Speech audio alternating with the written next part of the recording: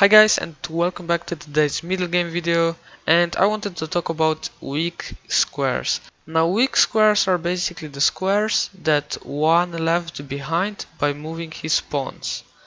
And you really want to get your piece on that weak square, and usually it's a knight, or it could be also any other piece, for example a rook, because on this square other pawns from your opponent can't attack you. And that's why it's so important to create weak squares and put your pieces on them.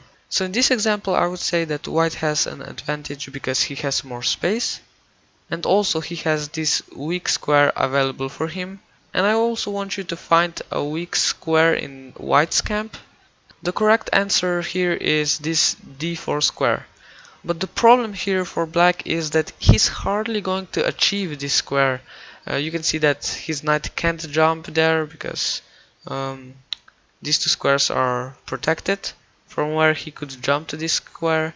And he's also hardly going to put his rook on this square to attack some pawns and double up the rooks, because white is going to play knight to d6, and you can see that white is really using this weak square to his advantage. This knight here is very annoying in black's camp. He's attacking pieces and also probably preparing to double up on this file and then move the knight when he's ready to take the file. So that's really the power of this weak square. Now you can see that white could also put his rook there, and his rook is also very active here. It's attacking a pawn, and it's also a lot of times good for preparation of doubling the rooks. For example, if black does something, you can double the rooks and take this file. So you should really look for these weak squares and try to make the best use of them. Now let's move on to one example here. And here in this position you can see that white has an advantage. He has more space. You can see that black's pieces are really squeezed here. So he wanted to take action and he played e5, which is the best move in the position. And white here played e4. Now this was a bad move by him. As you will see, he should play something like takes on e6, and then he has this d5 square available for him for his knight to jump, because this is a weak square, as you can see, an outpost, and other pawns can't attack this knight, so this knight from there is going to be very effective. So you really want to have that knight. But the thing here is that if you play knight to d5 right away, then black is probably going to take your knight, right? Because you can see that this knight was really better than this bishop. This bishop is doing nothing here, so black would probably exchange it, and that's the problem here. You don't want to get rid of this knight, and also your pawn here is hanging, of course, and so this is not possible. But this is still better for white, I think, because you can play it on a long term and play knight to d5 when you're ready. But white didn't do this. He played e4, and now you can see how black created this weak square for his knight. I want you to pause the video and think about how should black create weak squares in white's camp. Okay, now let's see if you got it right. If you thought about f4 takes, then you are right, because when he recaptures, you can see that weak square is created here on the e5 square. And this is really what you want. You want to get your piece there, because it's not going to get attacked by any other pawn, and it's going to be really active. So here in this position, black played g5, pushing that bishop away. He played bishop to e3, pushing it even further, and now he played knight to e5. So now you can really see the power of this knight.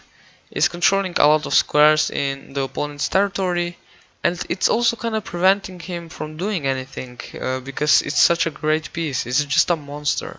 So that's how you should think about these positions. Always try to create weak squares. Okay, so the next example here that I'm going to show is this one. This is maybe a little bit simpler, and you can see that white's bishop is really bad here on this g2 square, but this knight is not that good either, right? And you really want to make it better. because from there it's doing nothing, as you can see, and you want to create a good square for it. Now again, pause the video and try to find a solution. Alright, I hope you found the correct one, and it's actually b4. Now the point of this move is that you want to create a weak square.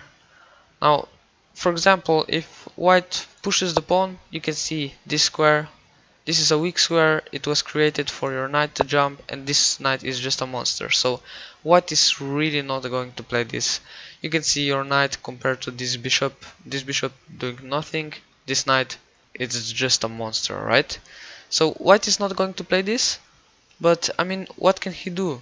If he takes your pawn, then again, you can see a weak square here and weak square here. So this is really good for you here. I mean, your knight is again a beast, attacking the queen, supporting your rooks here to double, and this is really not good for white. So he should take action on the king side by playing f4, but this is really a better position here for black, because he managed to create weak squares like you're going to see. So he took the pawn here, white recaptured, and you can see these two weak squares that black is going to use. But first he wanted to occupy the second rank, and he did it. And now you can see some big changes in the position. Here in the starting position, it seems like black doesn't have any real big advantage at all. But then when he created a weak square, you can see that he's going to jump here, and the position has really changed into black's favor. So here white took the pawn, black took it with the queen. He has no problem in if he takes, because this bishop is really bad and this knight is just going to win the game. So he played queen to c4, avoiding the exchange. Now here black could try to exchange the queens. I don't really know why he didn't, but okay, he didn't decide to exchange the queens. He played his king to g7, and we see b4 now, trying to get some activity. And now black played his rook to e2, and white played the rook to f4. Now the idea was basically to take this pawn, and this is just over. White can't do anything, it's over. So white has to play rook to f4 to stop this threat, and black played his knight to d4. And you can see here the power of this knight against this bishop looking at this pawn. This knight is a really active piece. So white tried to get some activity here, as you can see, putting some pressure on the pawn, but black just played his knight back, also attacking the rook. White moved, and black put some more pressure on this bishop here, and now we see some exchanges, and black won a pawn. So white didn't want to exchange the queens, because then we would get into a winning endgame for black. So he played queen to a2, and now we can see that this d4 square isn't only good for the knight, but also for the queen. It's attacking this pawn, pinning the rook to the king, and it's really a good centralized queen here. So he defended the pawn, and now black attacked this pawn. White had to protect it, and we can see knight to d4. Black is a pawn up, he has really better pieces. You can see this knight versus this bishop, and black just won the game. Now the point here again was to show you that you should always try to find ways to create weak squares, even if you sacrifice a pawn sometimes. Here it wasn't a sacrifice, but a lot of times you can see the idea of sacrifice to really get your pieces to better squares. So let's look at our next example here. You can see that black really wants to play his knight to d4 in this position, but white is probably just going to play c3 and kick it away. Now the good thing for black is that if he plays knight to d4, he's also attacking this pawn here, so white has to defend it. And now try to guess the move for black. Alright, so the right move is b4, keeping your knight on this weak square and not allowing white to just kick your knight away. So this is a really good move, and it also creates some backward pawns here, which black is going to focus on. So white here played bishop to c4, activating the bishop, but you can really see that this knight is better than this bishop. I mean, this bishop is staring at this f7 pawn, but it's not really dangerous. So black played rook to a3. Now the idea again, fixing this backwards pawn and trying to double up and really attack it. So alright, white attacked the queen, black moved back, and the idea of this rook to c1 move was basically to play c3 and attack this pawn with the queen, because this pawn is really hard to defend here. Black is just going to double here, so he had to do something. So black played queen to a7, and we can see c3 takes, queen to a5, attacking the rook. And this is not the only idea here to attack the rook, but when he moves, he can play rook to e7 with the idea of putting more pressure to this pawn. And white has no way of defending it now. So he played f4, trying to get some activity, but it's too late. Black just took and played rook to a7. Now the game is just over.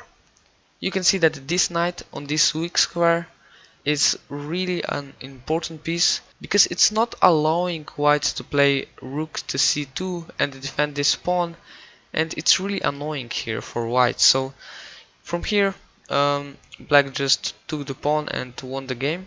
So you can again see the importance of controlling the weak square.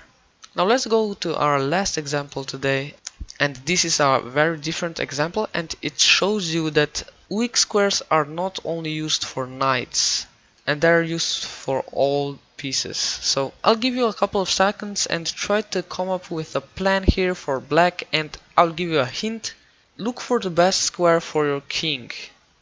Alright, so you can see that there's a weak square on h4 and also on f4, but your king is really not going to be that effective on this h4 square.